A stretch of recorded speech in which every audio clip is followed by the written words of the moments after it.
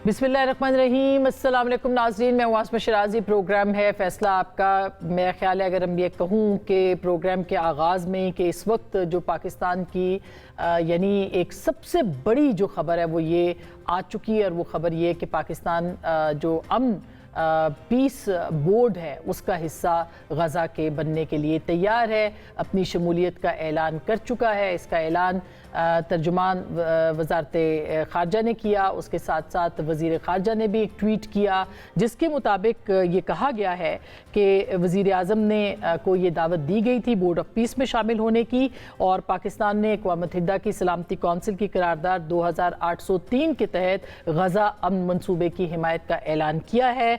Board of peace का मकसद गज़ा में मुस्तकिल जंगबंदी के लिए अमली इक़दाम करना है, और पाकिस्तान ने फ़लस्तीनी अवाम के लिए इंसानी इमदाद में इजाफे की ज़रूरत पर भी जोर दिया है। ये भी कहा है कि पाकिस्तान फ़लस्तीनी अवाम के हक़ खुद इरादियत की भरपूर हिमायत का इरादा भी करता है, और पाकिस्तान आज़ाद खुद मुख्तार फ़लस्तीनी रियासत के क़याम की हिमायत करता है। ये भी कहा गया है कि पाकिस्तान का मौक़िफ़ है कि 1967 से कबल जो सरहदें थीं उस पर मुश्तमिल फ़लस्तीनी रियासत कायम की जाए जिसका दारुल हुकूमत अल-कुद्स अल-शरीफ हो। और यही इसाक डार साहब ने ट्वीट भी किया है जिसमें उन्होंने कहा है कि पाकिस्तान ने बोर्ड ऑफ पीस को ना सिर्फ ज्वाइन किया है बल्कि इस पीस प्रोसेस के तहत जो 2803 की जो रेजोल्यूशन है उसके मुताबिक पाकिस्तान कमिटमेंट कर रहा है कि वहाँ पे परमानेंट सीज़ फायर हो, ये लेना ह्यूमैनिटेरियन रिलीफ मिले, गज़ा के अंदर रिकन्स्ट्रक्शन हो, और फिर ये भी कहा है कि एक time bound path to an independent Palestinian state with Al-Quds Al-Sharif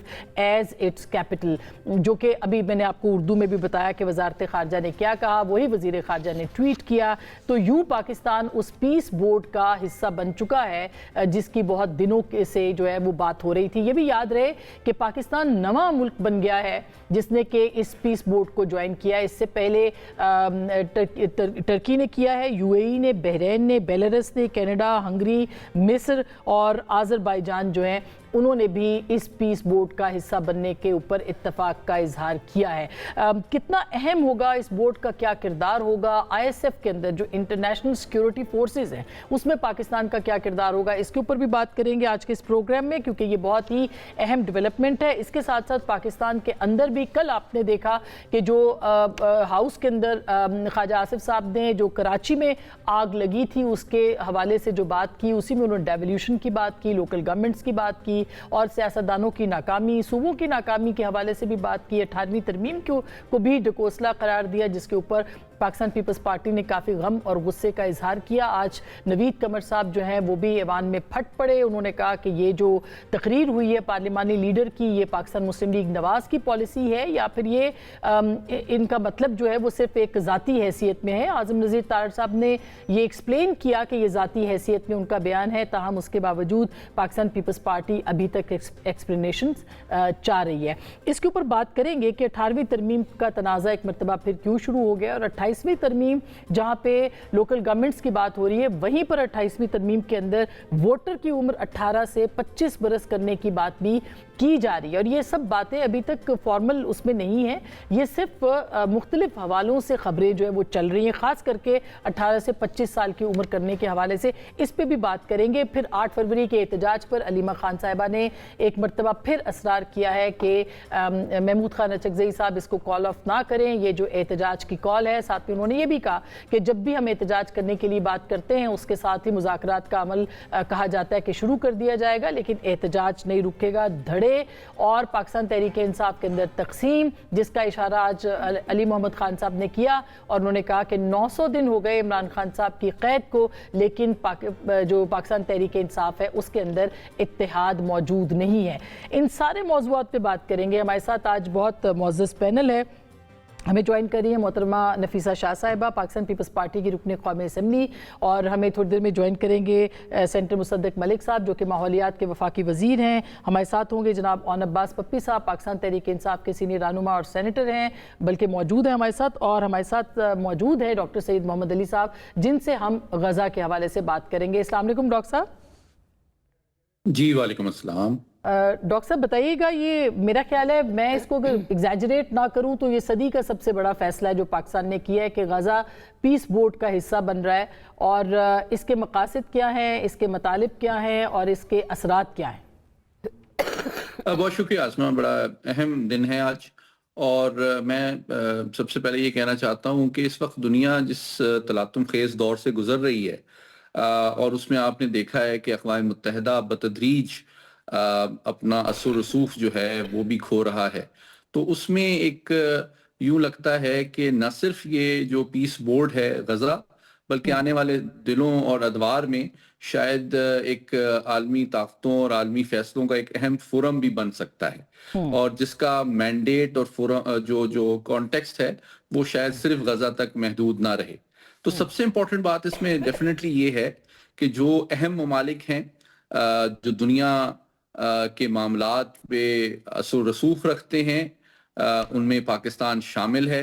मुस्लिम दुनिया की सबसे मजबूत और वाहिद एटमी ताकत के तौर पे इसकी जो शिरकत है वो पाकिस्तान के एक जिम्मेदाराना खारजा पॉलिसी, एक मजबूत फौज और एक अहम और बड़े इस्लामी मुल्क के तौर पे एक रिकॉग्निशन भी है हमारे किरदार के हवाले से, जो कि आलमी अमन सलामती में पाकिस्तान हमेशा से करता रहा है और इस तलातुम खेज के दौर के बावजूद इंशाल्लाह आगे भी करता रहेगा। लेकिन डॉक्टर साहब, दूसरी बात गजा के हवाले से बताना ये जरूरी है कि जिस तरह आपने कहा कि हमारा जो उसूली मौकिफ है खारजा पॉलिसी का, वो परमानेंटली वो चार उसके जो उसूल हैं वो अभी भी वही हैं कि हम समझते हैं कि जो मसले फ़लस्तीन का देरपा और पुरअमन हल है वो अक़वाम मुत्तहिदा की करारदादों और फ़लस्तीनी बहन भाइयों की ख्वाहिशात के ऐन मुताबिक एक गैर मुनक़सिम और एक आज़ाद खुद मुख्तार फ़लस्तीन रियासत के क़याम, जिसका परमानेंट दारुल खिलाफा जो है वो बैतुल मुक़द्दस और उसकी सरहदें 1967 की जंग से पहले पर मुश्तमिल होनी चाहिए। दूसरी बात यह है कि इस में पाकिस्तान ने जो शमूलियत का फैसला किया है ये दीगर अहम अरब और मुस्लिम ममालिक के साथ मशावरत के बाद किया है। और तीसरा पहलू जो इसमें सबसे इम्पोर्टेंट है वो यकीनी तौर पे वो ये है कि ये शो करता है कि आलमी ताकतें जो हैं वो पाकिस्तान को बड़ा अहम और रेलेवेंट समझती हैं, and we will be present on the decision making table, जिस पे हम अपना मौक़िफ़, अपनी राय, अपनी तहफ़्फ़ुज़ात और जो तजावीज़ हैं वो उनको हमें रखने का मौका मिलेगा।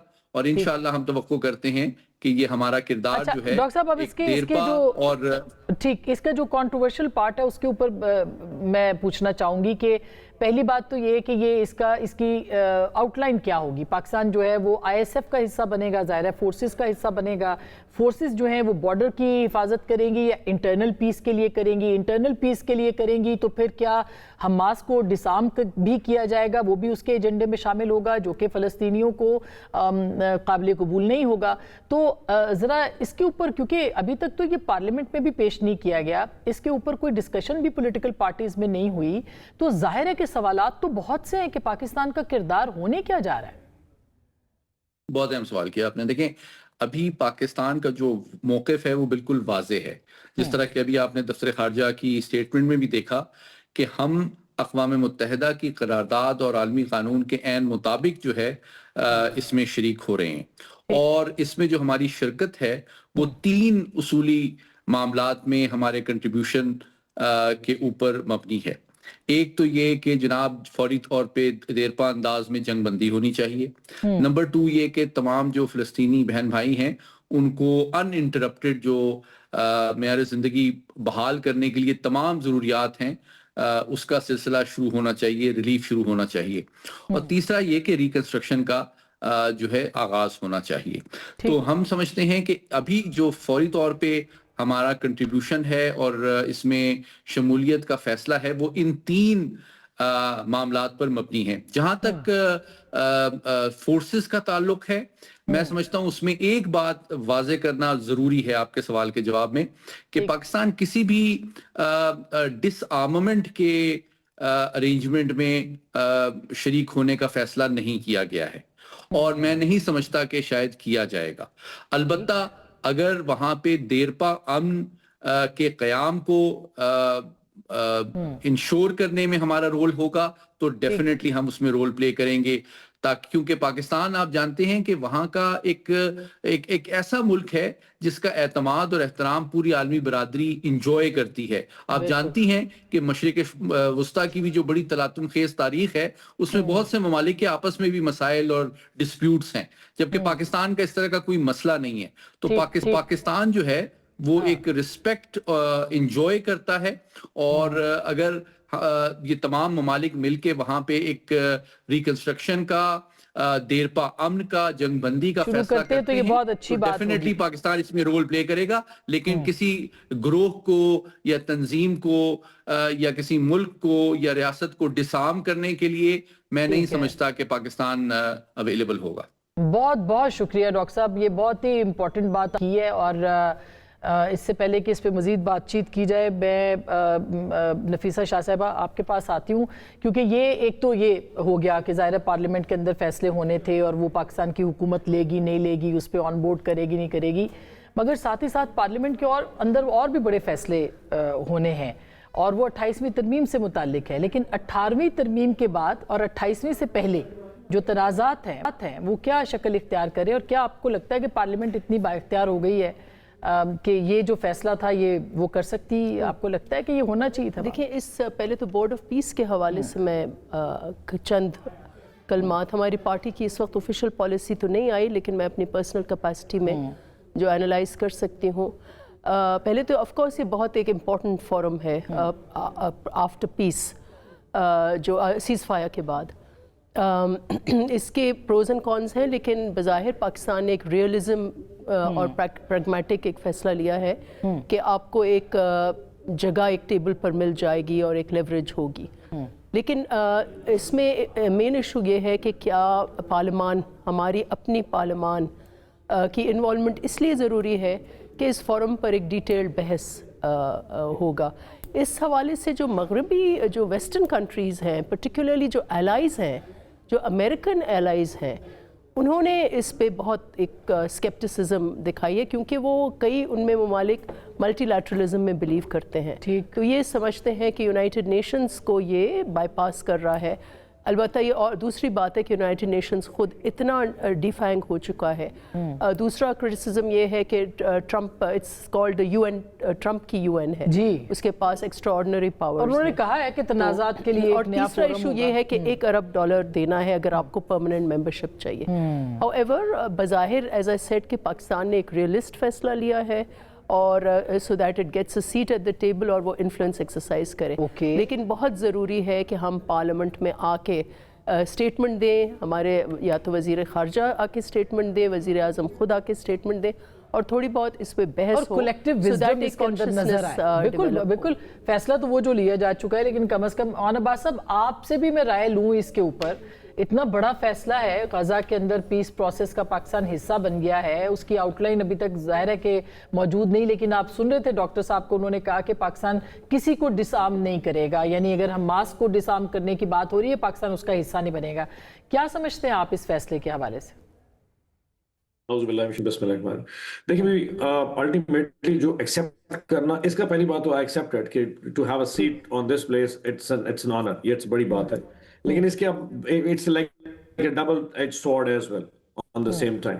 اگر آپ اس پہ یہاں پہ چلے جاتے ہیں اور ایکسیپٹ کرتے ہیں تو fair enough you will be part of it, نہیں ایکسیپٹ کرتے، فرانس نے اس کو انکار کیا، پریزیڈنٹ میکرون نے ایک سٹیٹمنٹ دی، اس نے ابھی دوسرے ٹائم بھی پریزیڈنٹ ٹرمپ نے جو پرسنل میسیجز تھے وہ آؤٹ کر کے دنیا کو بتا دیا، پلس اس نے کہا کیونکہ 2 مہینے بعد جانے والا یا 3 مہینے بعد، اس لیے اس طرح کی وہ ڈیمین کرنا شروع کر دے گا، اور پلس اس نے کہا کہ میں جو نا ان کی جو فرینچ جو کموڈیٹیز ہیں اس کو فوری طور کے اوپر نا وہ لگا دوں گا، سو نہ کرنے والا تو خیر یقیناً کسی کے پاس آپشن موجود ہی نہیں، ایکسیپٹ تو کرنا پڑے گا۔ فائن لائن جو کہ ڈاکٹر صاحب نے کہا، نفیسہ نے کہا، جو فائن لائن وہ یہ ہے کہ اگر تو آپ کنسٹرکشن پروسیس کا حصہ بنتے ہیں، فیئر انف، آپ وہاں پہ پیس کیپنگ فورس کے والے سے آتے ہیں، فیئر انف، لیکن آئی ڈاؤٹ اٹ کہ وہ یہاں تک رہنے دے گا۔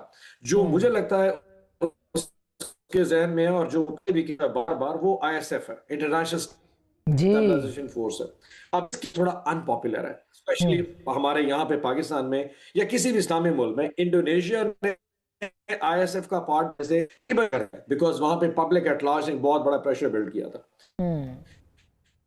سو اگر پاکستان ڈی کریں گے، آپ حماس کو ڈی ویپنائزیشن کا حصہ بن سکتے ہیں، یا فلسطینیوں سے واپس ان کو ویپنز لینے ہیں، یہ ایک بہت ان پاپولر ڈیسیژن ہوگا. تو اس کے لیے آئی ایگری ود نفیسہ صاحبہ کہ اگر آپ نے اتنا بڑا فیصلہ کرنا ہے تو پارلیمنٹ میں لے آئی. مے بی بہت سارے ایک کنسنسس بھی بلڈ ہو سکتا ہے. نوئنگلی ہمیں بھی اندازہ ہے پڑا کہ پاکستان کتنا کریٹیکل سٹیج کے اوپر ہے پڑا. Despite our political differences when it comes to the security of the nation, اس میں بیٹھ کے بات کر سکتے ہیں کہ یار کیا چیز ہمارے لیے بری اور کیا. کیونکہ دیکھیے ہمارے نیریٹو کو سپورٹ کرنے میں پریزیڈنٹ ٹرمپ نے جو پچھلے 6-8 مہینے میں رول پلے کیا ہے دنیا میں، اور انڈیا کو جس طرح ڈپلومیٹکلی انہوں نے پیچھے اٹھا کے پھینکا ہے، you can not even afford to say no to ہم at this point in time. اس نے تو فوراً وہ جو ہے نا وہ سارا نیریٹو الٹا کر دینا اسی منٹ. بالکل. So that's a very fine line which the government has to decide. But I agree کہ آپ اس کو پارلیمنٹ میں لے کے آئیں. ٹیک everybody on ڈسپائٹ کہ آپ ہمیں سمجھیں ہمارا پولیٹیکل ایکیومن ہے یا نہیں ہے، لیکن آپ تمام پولیٹیکل کوارٹرز کو آن بورڈ کریں. اور پی ٹی آئی اس کے اندر پارلیمنٹ کے اندر ظاہر ہے پارلیمنٹ کے اندر تو کرے گی پارٹیسپیٹ. ظاہر ہے کہ پارلیمنٹ کے اندر آپ لوگ حصہ ہیں اور کل سے بڑا ایکٹیو رول بھی پلے کری ہے پی ٹی آئی، تو آپ لوگ اس کا حصہ بنیں گے. جی وائی ناٹ. دیکھیں اگر ملک کی سلامتی کا ایشو آئے گا تو کون اسے پیچھے رہ سکتا ہے. لیکن کیونکہ ہمیں ہمیشہ ایک برانڈ کیا گیا ہے ایک ڈفرنٹ پیرائے میں، تو اس لیے میری ہمیشہ ایک ججمنٹ رہی ہے کہ ہمیں وہ اتنا سیریس نہیں لیا جاتا. Being the most popular party and heavily mandate party in Pakistan right now, اگر گورنمنٹ سمجھتی ہے سینسٹیو ہے، کیونکہ دیکھیں ایز اے پاکستانی مجھے بھی سمجھ لگ سکتی گورنمنٹ کس اسٹیک میں پھنس سکتی ہے. تو یہ نہ ہو کہ کل کوئی ایسے کمٹمنٹ کر بیٹھے جس کو آنر کرنا مسئلہ پڑ گیا. تو it take just minutes. President Trump کی جو انپریڈکٹیبلٹی ہے اور جو پوسچرنگ ہے اور اسپیشلی جو اس کا ایگزیکیوشن ہے، it's too fast. That's So that true, could be very very true. dangerous for any country to bear that. ہم تو برداشت نہیں کر سکیں گے اس کو. بالکل. ڈاکٹر صاحب آپ کی حکومت، آپ کا فیصلہ تو وہ جو ہو گیا اور لے لیا گیا کہ ہم نے غزہ پیس پروسیس کا بورڈ کا حصہ بننا ہے. آئی ایس ایف کے اندر بھی ظاہر ہے کہ اور فیصلے بھی ہونے ہیں، تو کیا پارلیمنٹ کے اندر لے کے آئیں گے یہ معاملہ؟ دیکھیں کوئی حرج نہیں. مجھے تو یہ جو فیصلہ جو ایگزیکٹو فیصلہ کیا گیا ہے اس کے اوپر تو بڑی لمبی تفصیلی بحث ہو چکی، کئی مرتبہ پارلیمان میں ہو چکی ہے، کئی مرتبہ آپ کے پروگرامز میں ہو چکی ہے. اس کا تعلق کافی حد تک ٹرمپ صاحب سے ہے، اس کا تعلق کافی حد تک یونائٹڈ اسٹیٹس کی پالیسی سے ہے، مگر اس کا گہرا ترین تعلق جو ہے وہ جینوسائیڈ اور فلسطینیوں سے ہے. یعنی جو ہم نے یہ پوزیشن آج تھوڑی لی ہے، یہ پوزیشن تو آج سے چند مہینے پہلے جب یہ گفتگو کا آغاز ہوا تھا، جب یہ ڈسکشن ہوئی تھی، جب سیز فائر کی باتیں ہو رہی تھی، جب یہ بات ہو رہی تھی کہ آپ کسی جگہ پہ کچھ ایسے ممالک سے، مسلمان ممالک سے لوگ لے کر جائیں جن کا کوئی تعلق نہ ہو کسی جارحیت سے، بلکہ فلسطینیوں کے حقوق جو ہیں ان کو ریسٹور کرنے سے ہو یا وہاں پہ ڈیولپمنٹ کرنے سے ہو، جو ان کو کھانا نہیں ملتا ان کو سیف پیسج کھانے کو دینے سے ہو، تو وہ تمام معاملات کے اوپر تو ہم یہاں پہ جینوسائیڈ کے خلاف آواز اٹھاتے رہے ہیں. پاکستان کی جو پارٹیسپیشن ہے اس پروسیس میں اس کو سراہتے رہے ہیں، اور یہ بات تو اعلان پہلے ہو چکی ہے. نہیں، وہ تو بڑا کیٹیگوریکل ہے جو آج سٹیٹمنٹ آیا ہے. بالکل آپ کی بات صحیح ہے. اس میں تو یہ کہا گیا ہے کہ یو این ریزولوشنز کے انڈر جو ہے وہ ہم سمجھتے ہیں. نہیں، اس کے علاوہ بھی میں آپ کو اس پرانی بحث آپ کو یاد کروا رہا ہوں. جب یہ فلسطین کا معاملہ سیٹل ہوا تھا اور یہ بات شروع ہوئی تھی کہ کوئی اس طرح کے مسلم ممالک کے کچھ لوگ والنٹیئر کر رہے تھے، کچھ ممالک نے والنٹیئر کیا کہ ہم تیار ہیں، جس طرح بچوں کو شہید کیا جا رہا ہے، ماؤں کے جو حال ہیں وہ ہاتھ میں بچوں کی ڈیڈ باڈیز اٹھا رہے ہیں.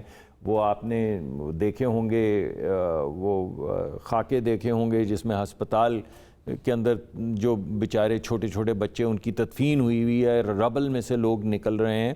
تو اس وقت تو یہ بات بڑی کلیئرلی ہم نے بڑی اسٹرانگ پوزیشن لی تھی فلسطینیوں کے حق میں، اور ہم نے کہا تھا کہ ہم ٹھیک بات ہے. وہ تو ابھی جیسے اور عباس صاحب نے کہا کہ گنجائش تو تھی نہیں کہ ہم نہ کرتے. جو ٹرمپ کے جو ارادے نظر آ رہے ہیں کہ گرین لینڈ کو بھی ہم دیکھیں نا، یہ دونوں باتیں ہونی چاہیے. اچھا، کیونکہ میں نے تو آپ کو ڈسپیوٹ نہیں کیا کہ ٹرمپ صاحب جو ہیں وہ ان کا جو یونیلیٹرلزم کی طرف جھکاؤ ہے، میں تو اس کو ڈسپیوٹ نہیں کر رہا ہوں. لیکن میں سمجھتا ہوں کہ فلسطینیوں کے حقوق کو بھی ایسے تو نہیں شرک کیا جا سکتا کہ کیونکہ یہ بات ہو رہی ہے ایک فورس کی جس کی پہلے بھی بات ہو چکی ہے، مگر کیونکہ اس وقت امریکہ نے کچھ پرپوز کیا ہے تو ہمیں اس کو ریڈیوس کر دینا چاہیے کہ امریکی بات کرتے ہیں اور ہمارا امریکی سے جو ریلیشن شپ ہے اس پہ بات کرتے ہیں. ضرور کیجئے، میں تو مانتا ہوں کہ یہ بات ہونی چاہیے، لیکن میں یہ سمجھتا ہوں کہ وہ بات جو فلسطینیوں والی ہے جس پہ پہلے بات ہو چکی ہے، یہ جو ہمیں تو بڑا دکھ ہے ملٹی لیٹرلزم کا. میں تو خود ذاتی طور پہ جہاں بھی بولنے کا موقع ملتا ہے میں یہ کہتا ہوں کہ رول بیسڈ رجیم ختم ہو گئی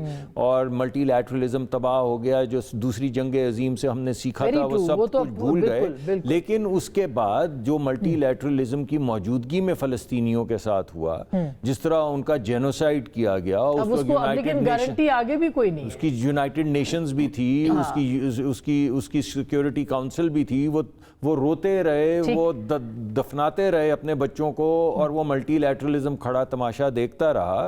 تو اس کی جہاں پہ ایک طرف ہمیں اس ملٹی لیٹرلزم کی عزت بھی کرنی ہے, اس کو اسٹرینگتھن بھی کرنا ہے, وہاں پہ ایسا تو نہیں ہے کہ اگر اس کو 10 سال لگ جائے تو 10 سال تک بچے مائیں جو ہیں وہ فلسطینی بچے دفناتی رہیں.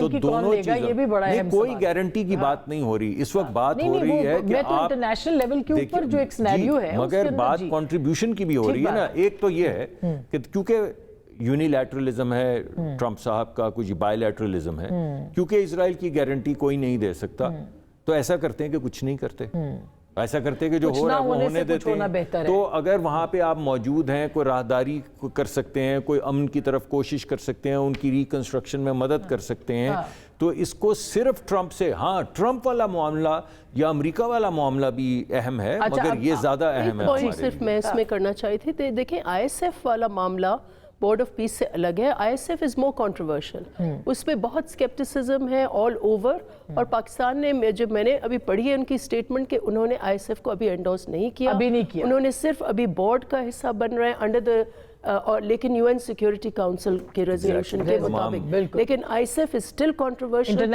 اور اس کے اوپر جی اس کے اوپر جنرلی پاکستان میں بھی بہت سکیپٹسزم ہے. اس لیے بہت ضروری ہے کہ ہم باریکی سے دیکھیں, یہ دو چیزیں الگ الگ ہیں. براڈ پالیسی ڈیسیشنز جو ہیں وہ بورڈ آف پیس میں شاید ہوں گے, لیکن جو آن گراؤنڈ سچویشن ہے اس کو اوبویسلی پاکستان کو اسیس کرنا پڑے گا, اور بالخصوص پارلیمنٹ میں. تو ابھی تو آئی ایس ایف کو تو بالکل دور ہی رکھیں. میرے خیال ہے کہ اون عباس صاحب ہو یا آپ ہو, پیپلز پارٹی یا پی ایم ایل این, سب اس بات کے اوپر تو متفق ہے کہ چوائس کوئی نہیں تھی, البتہ آگے وے فارورڈ کیا, اس کے لیے پولیٹیکل پارٹیز کو آن بورڈ لینا ہے. میں ایک چھوٹی سی بریک لے رہی ہوں, بریک کے بعد ہم واپس آئیں گے. 18ویں ترمیم کے حوالے سے جو خالد صاحب نے کہا ہے, اس کے بعد سے پاکستان پیپلز پارٹی بڑے غم اور غصے کا اظہار کری, اور پی ٹی آئی دوبارہ آئی ہے, مگر ایک تحریک اور احتجاج اور مذاکرات دونوں ساتھ ساتھ چلانے کی کوشش کر رہی ہے. کیسے ہوگا یہ بریک کے بعد.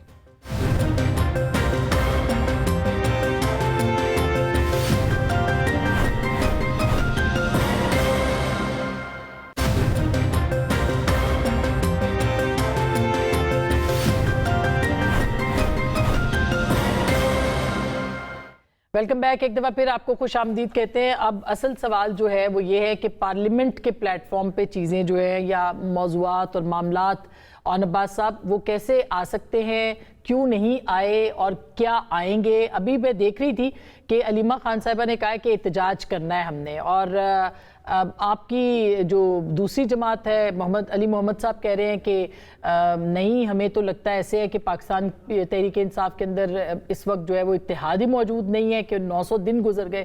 تو اسٹریٹجی کے اوپر بھی بات ہو رہی ہے پاکستان تحریک انصاف کی, اور اس کے ساتھ ساتھ پارلیمان کے اندر آپ کی جو ایکٹیو پارٹیسپیشن ہے اس کے اوپر بھی سوالات اٹھ رہے ہیں.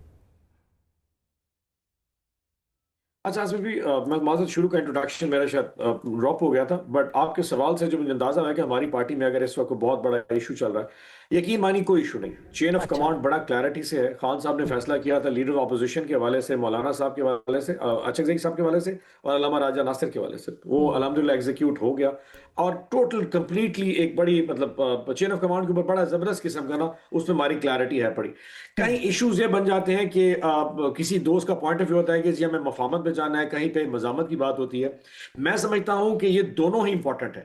اس ٹائم کے اوپر مزاحمت اگر نہیں ہوئی تو مفاہمت جس طرح کے معاملات ہیں. میں ایک سوال پوچھتا ہوں آپ سے, اگر عمران خان صاحب سے 3 مہینے ہماری ملاقات نہیں ہوتی اور میں بیٹھ کے باہر مفاہمت کی بات کروں, will that justify? No, it will not. مطلب یہ تو ایسا ہے کہ کسی ایک فریق کو کہا جائے کہ میں پنچایت بناتا ہوں لیکن میں کرسی بیٹھا ہوں, تم زمین پہ بیٹھ جاؤ, یہ تھوڑا جسٹیفائی نہیں کرتا. سو گورنمنٹ کیونکہ طاقت میں زوم میں آ جاتی ہے, ریاست ساتھ ہے, ان کا جو فریم آف مائنڈ ہے وہ اپنا نہیں ہے, بٹ somebody ان کی سپورٹ بہت ہیوی ہے, تو وہ ہمیں کمزور سمجھنا شروع کر دیتے ہیں. تو وہ کہتے ہیں جب خان صاحب سے ملاقات نہیں کرتے. اور یقین جانیے یہ انسانیت کی ایک تذلیل ہے. آپ عمران خان کو چھوڑ دیں، وہ ایک لیڈر ہے، وہ پاپولر لیڈر ہے، وہ ایک انسان ہے، وہ ایک باپ ہے، وہ ایک خاوند ہے، وہ ایک بھائی ہے. 3 مہینے تک کسی شخص کی آواز اس کے کان میں نہ جانے دینا، اور جو کھانے والا شخص ہے اگر تم نے منہ سے سلام کی آوازیں نکالی، یہ جو ایک تذلیل ہے، اس کی اگر آپ مطلب تو اب آپ ٹھیک بات ہے، مگر اب آپ کو لگتا ہے سینٹر صاحب، کوئی کہے کہ تم مفاہمت کی بات کرو، اب آپ کو لگتا ہے سینٹر صاحب کہ جب بات چیت کی بات ہو رہی ہے، اچکزئی صاحب کے پاس اختیار ہے، تو عمران خان صاحب کی رہائی پہ بات نہیں ہوگی، وہ بات ہوگی الیکشن کمیشن، الیکشن کی ریفارمز اس کے حوالے سے، اور غیر مشروط ہوگی، جو کہ دونوں طرف سے کہا جا رہا ہے کہ کوئی شرط نہیں ہوگی. میں ایک عرض کروں جی، جب کبھی پھر وہ کہتا ہے جب جرگہ ہوتا ہے یا پنچایت ہوتی ہے، 2 فریقین بیٹھتے ہیں، تو کوئی نہ کوئی تو ایجنڈا ہوگا نا، کہیں کوئی کرائم ہوا ہوگا، کہیں کوئی لڑائی ہوئی، کوئی تنازع ہوگا. تو میں نے یہ کہتا ہوں کہ جی اگر کوئی سی جگہ پہ 2 پارٹیز میں بیٹھنا ہے تو ٹی او آرز دونوں parties they they, government economic agenda they they, government law and order کا ایجنڈا دے دے، ہم ہیومن رائٹس کا ایجنڈا دے دیں گے، ہم عمران خان اور اسیران کا ایجنڈا بھی دے سکتے ہیں. میرے ایجنڈا دینے پہ تو کسی کو اعتراض نہیں ہونا چاہیے، آپ اس پہ ایگری کرتے نہیں کرتے علیحدہ ایشو ہے، آگے بات اس میں کہیں پہنچتی وہ ایک علیحدہ ایشو ہے. سو گورنمنٹ اپنے ایجنڈے دے دے کہ جی ہم آپ سے بات کرنا چاہتے ہیں کے پی میں دہشت گردی پہ، ہم اپنا ایجنڈا دیں گے، ہم عمران خان صاحب اور ہمارے کوٹ لکھپت جیل کے جو اسیران ہیں اس پہ بات کریں گے. سو اس میں کیا اعتراض ہے کہ میرے ایجنڈے لینے پہ کیا اعتراض ہے؟ آپ اپنے ٹی او آرز دے آئیے اور ہمیں کھلے دل سے بات کریں گے. پہلے بھی ہوئی تھے پاکستان میں کسی مذاکرات، تو پہلے بھی صحیح بات ہے، مگر پہلے بھی مذاکرات تو ہوئے تھے، دونوں طرف سے شرطیں بھی آئی تھیں، پھر کمیٹی بھی بیٹھی تھی، پھر وہ ختم بھی ہو گئے تھے مذاکرات. حکومت بھی اس میں بہت زیادہ انٹرسٹڈ نہیں لگی، اور پی ٹی آئی تو ظاہر ہے کہ ان کی جو ڈیمانڈ لسٹ تھی وہ کافی بڑی تھی، جو آپ پوری نہیں کر پا. تو سینٹر صاحب کیا پھر آپ کو لگتا ہے کہ دوبارہ سے اب یہ جو بات چیت کی بات شروع ہوئی ہے اور اچکزئی صاحب کی، کچھ نتیجہ نکلے گا اس کا؟ آئی ہوپ سو جی. مطلب میرے خیال میں اون بھائی نے خود ہی بتا دیا ہے، مجھے کچھ کہنے کی ضرورت ہی نہیں ہو، کہ انہوں نے کہا ہم دونوں کریں گے، دونوں ہی تو کر رہے ہیں، تو دونوں کرتے رہیں گے، تو دونوں چلتے رہیں گے، تو پھر کوئی نہ کوئی درمیان میں سے اتنی سخت بات کر دے گا کہ کچھ بھی نہیں ہو پائے گا. جب دونوں چیزیں ہوتی رہیں گی، ایک طرف حلیمہ ہمارے لیے بڑی، حلیمہ خان صاحبہ خان صاحب کی ہمشیرہ ہیں، ہمارے لیے قابل عزت ہیں، وہ جو بھی کہہ رہی ہیں وہ کہہ رہی ہیں، ہمارے اور بھی دیگر دوست ان کے ساتھ ہیں. بعض لوگ بڑی سخت باتیں کر رہے ہیں، بعض لوگ ذرا کم سخت باتیں کر رہے ہیں، بعض لوگ بات کرنے کی بات کر رہے ہیں. علی محمد صاحب نے کی ہے، اور بھی دیگر، وہ علی ظفر صاحب نے بھی 1-2 مرتبہ کہا کہ بات چیت ہونی چاہیے. اس طرح وہ بھی، ایک گوہر صاحب ایک بات کرتے ہیں، دیگر لوگ دوسری بات کرتے ہیں. اصل میں اسٹریٹجی جب انہوں نے ہے بھی یہی جو انہوں نے کہا، تو مجھے اس پہ میں نہیں اختلاف کرتا ان سے کہ ان کی یہ اسٹریٹجی ہے. مگر ہوتا یہ ہے کہ اس اسٹریٹجی کے درمیان میں کوئی بڑی گالی نکال دیتا ہے کسی میڈیا فورم پہ کسی کو، اور پھر کہتے ہیں کہ اب بات کیوں رک گئی ہے، یا کوئی انتشار کی بات شروع کر دیتا ہے، یا کسی جگہ پہ گھراؤ جلاؤ شروع ہو جاتا ہے، تو پھر بات آؤٹ آف کنٹرول ہو جاتی ہے. یہ ایک رسک ہے جو پی ٹی آئی کو لینا ہے. لیکن اب جو سرا پکڑا ہے گفتگو کا، تو اس میں کہا ہے کہ کوئی شرط نہیں ہوگی الیکشن ریفارمز کے اوپر، الیکشن کمیشن کے اوپر بات. ہم تو آپ کے پروگرام میں 50,000 مصطفیٰ میں ہم ہمیشہ یہی بات کرتے رہے ہیں، ہمیشہ یہ بات ہوتی رہی ہے، ہمیشہ اسی کنکلوژن تک پہنچی ہے، اور ہمیشہ آخر میں ہوتا یہ ہے کہ خان نہیں خاکم بدھن تو پاکستان نہیں، اور پھر بات وہیں پہ ٹوٹتی ہے کہ انہیں چھوڑیں گے تو بات 2-3 مرتبہ پہلے جو ہوئی تھی. اس دفعہ میں نہیں اس کو پریجوڈس کرنا چاہتا، میں سمجھتا ہوں کہ بہت اچھی بات ہے جی. اگر وہ کہہ رہے ہیں کہ اس دفعہ ہماری شرط یہ نہیں ہے تو بالکل نہیں ہے، تو بہت اچھی. 8 فروری کو علیمہ خان صاحبہ نے کہا ہے کہ ہم احتجاج کریں. مجھے بتائیں، احتجاج بھی کریں گے، پہیہ جام بھی کریں گے، اور جو ہوگا بن پائے گا وہ سب کریں گے. تو پھر اگر اس میں کچھ غلط ہو جائے گا، کچھ آؤٹ آف کنٹرول ہو جائے گا، تو پھر اس کے بعد چیزیں رک جائیں گی. امکانات ہیں اس کے، امکانات تو مطلب ہے کہ امکانات تو اس وقت ہوتے ہیں جب کوئی آپ ایسی بات کر رہے ہو جو نہیں ہوئی ہو. جو چیزیں ہو چکی ہیں اور ہر دفعہ ہوتی ہیں، تو پھر ان پہ امکانات کی تو بات نہیں کی جا سکتی. اس پہ تو جو رویہ ہے اس میں تھوڑی سی تبدیلی کی بات کی جا سکتی ہے. اگر حقیقت میں یہ رویہ تبدیل ہو رہا ہے اور اچکزئی صاحب کے پاس مینڈیٹ ہے اور اس مینڈیٹ کو پریجوڈس نہیں کیا جائے گا. پریجوڈس کا مطلب ہے کہ وہ گفتگو جو اس آپس کے تعلقات کو اور آپس کی باہمی جو رضامندی یا ڈائلاگ ہے اس کو ڈیریل کرتی ہے، وہ باتیں نہیں کی جائیں گی. تو پھر چلے گا. اگر آپ کہیں گے کہ ساتھ کے ساتھ میں ایک دن प्रेस कॉन्फ्रेंस करके किसी का नाम लेकर और इसी दौरान आपने पीपल्स पार्टी को भी नाराज कर दिया। यानी एक तरफ तो पीटीआई के साथ बातचीत की बात है, नफीसा कल जो हाउस में देखा और आज नवीद कमर साहब ने बात की 18वीं तरमीम के ऊपर जो तनकीद हुई है, वो कि ख्वाजा साहब का एक अपना ओपिनियन रहा है डेवोल्यूशन के ऊपर भी, उसके ऊपर भी, लेकिन पीपल्स पार्टी ने बड़ा स्ट्रांगली रिएक्ट किया है। क्या गुल प्लाजा पे बात नहीं होनी चाहिए थी जो हुआ है वहाँ? नहीं, देखिए गुल प्लाजा पर बहस हुई है, उसका कोई इशू नहीं है, लेकिन ख्वाजा साहब ने जो पता नहीं कहाँ से वो अल्फाज इधर उधर से चुनकर अपनी जेब में लाकर पार्लियामेंट में आके दकियानूसी पता नहीं क्या डकोसला पर ऐसे अजीब व गरीब वो बात करते हैं। इनकी लुगत जो है ना, मैं समझती हूँ को वो हाँ, लेकिन उसको 18th अमेंडमेंट से जोड़ना मैं समझती हूँ कि ये एक तजलील है पार्लियामेंट की। पार्लियामेंट में यूनानिमस फैसला किया है और 18th अमेंडमेंट सिर्फ बात नहीं है कि प्रोविंसेस को ज़्यादा अख्तियारात मिले। 18th अमेंडमेंट ने तो पाकिस्तान का आइन जो पहले डिक्टेटर्स ने पामाल किया, उस आइन को रिस्टोर किया और ये जो LFO वाला जो था एक हाइब्रिड निज़ाम, उसका ख़ात्मा हुआ। तो और अगेन चार्टर ऑफ डेमोक्रेसी जिस पे PMLN के लीडर नवाज शरीफ साहब और शहीद बीबी सिग्नेटरीज थे, उसकी अनलॉकिंग हुई उसके अमल की।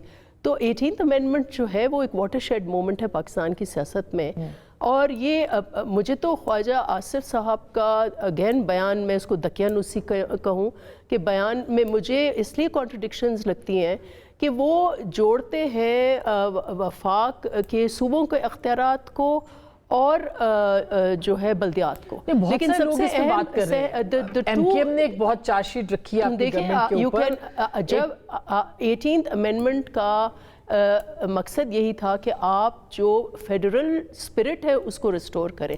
फेडरल स्पिरिट को रिस्टोर करने का मतलब नहीं है कि आप बल्दियात को इख्तियारात ना दें। और जहां बल्दियात की बात होती है तो सबसे बुरा केस इस वक्त जो मैं समझती हूँ कि दुनिया में आप मिसाल दे सकते हैं और ख़ुद इनके अपने मेंबर ये क्रिटिसाइज करते हैं कि दुनिया में सबसे बड़ी बल्दियात जो है या लोकल काउंसिल जो है वो पंजाब गवर्नमेंट है। हर अख्तियारात सुथरा पंजाब, ये क्या है? इट्स नॉट, मतलब ठीक है, बहुत अच्छी बात है, अच्छा काम हो रहा है, लेकिन ये किसके अख्तियारात है? ये तो काउंसिलर के अख्तियारात है। हाँ। यहाँ और हर सूबे में 2 राउंड्स हुए इलेक्शन के, मां सिवा पंजाब। न सिर्फ 2 राउंड्स नहीं हुए, 1 राउंड हुआ है, वो भी सस्पेंडेड है। तो सबसे पहले आपको बल्दियात रिस्टोर करना है तो मेक एन एग्जाम्पल, पहले पंजाब को लेके आए ना। हम तो इसके कायल हैं। वैसे ख्वाजा साहब उसके ऊपर भी बात करते हैं, मगर मैं इसके ऊपर इसको अगर लार्जर उसमें देखूं कि क्या पाकिस्तान पीपल्स पार्टी, अभी थोड़े दिन पहले बिलावल साहब ने एक बड़ी अच्छी प्रेजेंटेशन दी, उन्होंने कहा जी कि हमारा ये अचीवमेंट है 15 बरस में, जितने बरस में भी, लेकिन उसके बाद ये आग का वाकया हुआ और आप देख रहे हैं कि इसमें नेग्लिजेंस, गफलत तो मौजूद है। किसको पकड़ा जाएगा? सिंध के अंदर भी आपकी 13, 15, 14 साल से हुकूमत है, मेयर आपका है वहां पे, तो उसी से ये बहस शुरू हुई है। 18वीं तरमीम को छेड़ने का मतलब आपको लगता है बैकग्राउंड में कुछ और भी है? देखिए, पहले तो इसके गुल प्लाजा इंसिडेंट बहुत दर्दनाक, बहुत तकलीफ दे, इसकी एक इंक्वायरी ज़रूर होनी चाहिए। जहाँ तक बल्दियात, वी ऑल प्रपोज के बल्दियात होने चाहिए, स्ट्रॉन्ग होने चाहिए। ये बहस सिर्फ गुल प्लाजा से तो नहीं शुरू हुई। आपने देखा कि जब पंजाब में फ्लड्स आए तो क्या हुआ? ये जो रावी प्रोजेक्ट है, ये क्या था? क्या अगर बल्दियात होते, बिल्डिंग कोड्स होते, तो क्या यहाँ इलीगल कंस्ट्रक्शन हुई भी होती? आप GT रोड के हालात देखें, आप खुद इस्लामाबाद के हालात देखें, क्या लग रहा है कि यहाँ बल्दियात हैं? जिस किस्म की यहाँ तो हर दफा इलेक्शन ही मुलतवी हो रहे हैं, जिस तरीके से आप पहाड़ों को बर्बाद कर रहे हैं, तो जहाँ कहाँ बल्दियाती निज़ाम को स्ट्रॉन्ग ना होना, इसके एविडेंसेस जहाँ कहाँ है। उसको क्यों ब्लेम किया जा रहा है? आपके ख्याल में क्यों पीपल्स पार्टी समझ रही है कॉन्स्पिरेसी है? हालांकि एक स्पर ऑफ द मोमेंट एक बात हुई है, तो क्या आपको लगता है कोई कॉन्स्पिरेसी है जिसपे ये बात हुई है? देखिए, एक पाकिस्तान में एक जमहूरी फोर्सेस हैं, दे ऑलवेज से कि वफाकी स्पिरिट में रहते हुए बल्दियात होने चाहिए, और एक गैर जमहूरी फोर्सेस हैं जो डिक्टेटरशिप में नुमायां होते हैं और वो समझते हैं कि जो सूबे हैं वो दुश्मन है बल्दियात के, जो बिल्कुल हकीकत नहीं है। इस मुल्क की स्टेबिलिटी जो है वो 4 इकाइयां आपको दे रही हैं और इन्हीं को स्ट्रॉन्ग करते हुए, हाँ, लेकिन जो बल्दियात को प्रोटेक्शन कहीं ना कहीं, स्पेशली इलेक्शंस को, ये मेरा अपना पर्सनल भी मौक़िफ़ है और मैं श्योर कि पार्टी भी इस पे ज़रूर देखेगी कि एक चीज़ जो आइन में देनी चाहिए وہ بلدیاتی الیکشن جو ہیں وہ صوبے کے انڈر نہیں ہونے چاہیے، وہ الیکشن کمیشن کے انڈر ہونی چاہیے۔ اگر آپ الیکشنز کو یقینی بنائیں تو پھر ظاہر ہے کہ تو معاملات بلدیات آپ کے اسٹرینگتھن اچھا اب یہ اس کے اوپر ڈاکٹر صاحب آپ اس کا جواب دیں تو ظاہر ہے کہ آپ کے اوپر ہی تنقید ہو رہی ہے کہ پنجاب میں لوکل گورنمنٹ نہیں ہے، وفاق کے اندر بار بار الیکشن ملتوی ہوتے ہیں، کوئی سیٹ اپ نہیں ہے، اس کے باوجود سب سے زیادہ تنقید جو ہے وہ 18th امینڈمنٹ کے اوپر PMLN کرتی ہے، جبکہ آپ you were part of the amendment.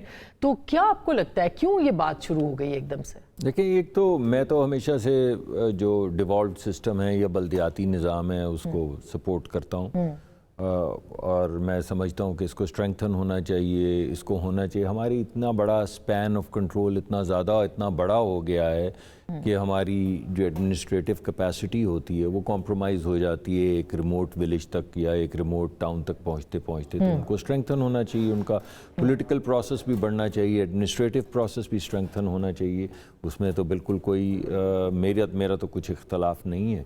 اسی طرح جو اس کو 18ویں ترمیم سے یا گل پلازا کو 18ویں ترمیم سے یہ علیحدہ علیحدہ سبجیکٹس ہیں، بلدیاتی سبجیکٹ ہے ایک اہم سبجیکٹ ہے جس پہ ہم سب کو پارٹیسپیٹ کرنا چاہیے۔ گل پلازا کا ایک بڑا دردناک واقعہ ہوا ہے، ہم سب سوگوار ہیں، کسی نے ایسا تو نہیں کہ جان کے کیا ہے، تو اس میں بھی جو آپ کو گیپس نظر آئیں جیسے ڈاکٹر صاحبہ بھی کہہ رہی ہیں تو ان کو فل کرنا چاہیے، فوری طور پہ اس کی انکوائری ہونی چاہیے، اور ہو بھی رہی ہے۔ مجھے یقین ہے، میں کل کراچی میں تھا اور کوئی شخص نہیں تھا جو اشکبار نہیں تھا، کوئی شخص نہیں تھا جو اس کو نہیں چاہتا کہ اس طرح کے واقعات نہ ہوں، تو اس میں جہاں پہ بھی کچھ گیپس ہیں تو وہ مجھے یقین ہے کہ وہ پورے ہوں گے۔ میری ایک دو لیڈرشپ کے لوگوں سے ملاقات ہوئی اور چیف سیکرٹری صاحب بہت زیادہ وہ پریشان بھی تھے اور یعنی موٹیویٹڈ بھی تھے کہ اس کی تحقیق بھی کی جائے مگر اس طرح کے واقعات کو روکا بھی جائے، تو یہ اہم چیزیں ہیں۔ تیسری جو بات 18ویں ترمیم کی ہے، 18ویں ترمیم میں بہت سی بہترین چیزیں ہوئی ہیں اور ان کو فردر اسٹرینگتھن ہونا چاہیے۔ کچھ ہماری بجٹری چیزیں پوری نہیں ہو رہی، ہمارے 16 ٹریلین ٹوٹل کلیکشن ہوتی ہے، اس میں سے 8.5 ٹریلین کے قریب جاتے ہیں بجٹ میں سے صوبوں کو، اور تقریباً 8.25 8.5 کے قریب جاتے ہیں ڈیٹ سروسنگ میں۔ تو جب ہماری ٹوٹل کلیکشن 16 ہوتی ہے اور ہمارا سٹارٹنگ پوائنٹ 17 ہو جاتا ہے، یعنی منفی 1 ٹریلین سے سفر شروع ہوتا ہے، تو ہماری بوروئنگ بڑھتی چلی جاتی ہے۔ اس پہ تو بھی بلاول صاحب نے بڑا سٹرونگ کیس کیا ہے کہ ہم 19% تو ہم جمع کر رہے ہیں، وفاق 10% سے کر رہے ہیں۔ میں نے نہ بلاول صاحب کا ذکر کیا ہے، میں آپ سے سوال پوچھ رہی ہوں، وہ یہ کہہ رہے ہیں کہ ہمارا سٹرونگ جو ہے، ہمارا مقدمہ بڑا مضبوط ہے۔ میں آ رہا ہوں اس طرف کہ آپ نہ میں نے کسی پارٹی کا ذکر کیا ہے، میں تو ہم سب وفاق کے حصے دار ہیں، یہ کو میں اکیلا کوئی اس کا ٹھیکیدار تو نہیں ہوں۔ اگر آپ کے نمبرز نہیں ایڈ ہو رہے تو صرف میرے نمبرز تو ایسا نہیں کہ ایڈ نہیں ہو رہے، ملک کے نمبرز نہیں ایڈ ہو رہے، تو ملک کے نمبرز ایڈ کرنا ہم سب کا فرض ہے، جمع تفریق کرنا، دیکھنا کہ ہم کیسے اس کو آگے لے کر چلیں گے۔ جتنا میرا فرض ہے اتنا باقی لوگوں کا فرض ہے۔